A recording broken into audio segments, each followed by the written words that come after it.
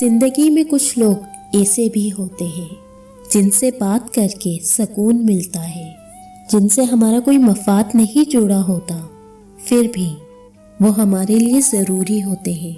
अंधेरी शब में किसी सितारे की मानित, जिनके वजूद की रोशनी हमारी ज़िंदगी के अंधेरे रास्तों को मुनव्वर करती चली जाती है।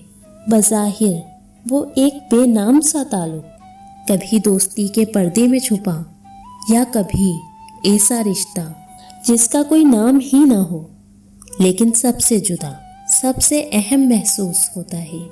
ये जानते हुए भी कि किसी भी वक्त इस खूबसूरत रिश्ते की डोर हाथ से छूट जाएगी, फिर भी वो हमें अजीज होते हैं। एक ऐसा रिश्ता जिसे हम खोना भी नहीं चाहते और कोई नाम भी नहीं दे पाते। होते हैं ना ऐसे खूबसूरत लोग,